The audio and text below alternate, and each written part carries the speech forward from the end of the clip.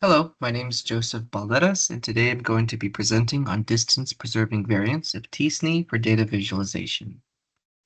Dimension reduction is the process of transforming high-dimensional data to a lower-dimensional representation while preserving certain structural characteristics. T-SNE is a popular DR method known for its ability to preserve local structure, and it's mostly used for data visualization. However, it struggles to preserve global structure of data, or the overarching geometry of a dataset. The goal of our project was to develop t-SNE variants, which can also preserve global structure. t-SNE works by defining pairwise similarities in the high-dimensional and low-dimensional space, which also form probability distributions. It then obtains a low-dimensional embedding by minimizing the KL divergence between the two distributions. And you can think of KL divergence as a sort of distance measure between probabilities.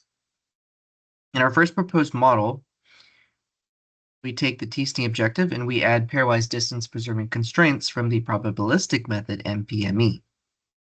And these constraints, we expect them to encode global information into the t-SNE objective. We do a similar thing for our second proposed model. Here we consider the stochastic matrix filled with the conditional similarities from t-SNE and the corresponding stationary distribution. We let y1 through yn be column vectors obtained by sampling from pi over a set of low-dimensional points, so that the probability that our random variable capital Yi is equal to the low-dimensional point yj is equal to the j spot on the stationary distribution. From here, we can form two different constraints, which are basically expected pairwise distance preserving constraints, which also encode global information into the t-SNE objective. We can form a third variant by making some changes to the second variant. And our three models are shown here as PM1, PM2, and the variant is PM2SS. So we test our three proposed models against some modern DR methods: t-SNE, UMAP, TriMap, and PACMap.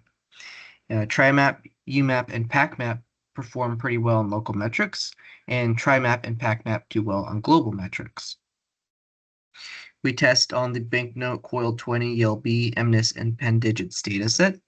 And for local structure preservation, we use the nearest neighbor classification. For global structure preservation, we measure that with random triplet accuracy and Spearman correlation. So for nearest neighbor classification, we see that the top methods are t-SNE and PM2SS, the variant of our second proposed method.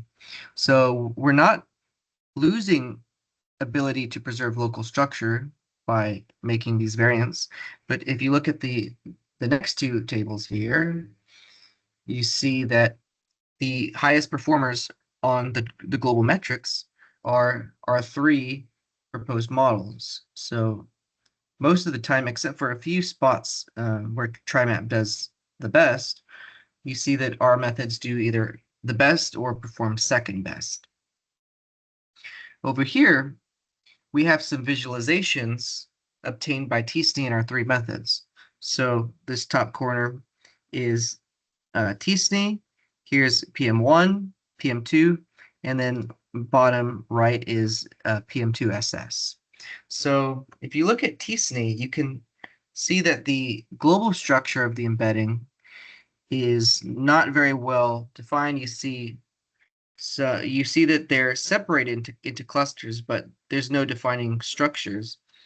Whereas on the right here, you see that PM1 and PM2SS are able to capture these more striking structures in the embedding. So this is just an example of how our proposed methods can help t-SNE preserve global structure.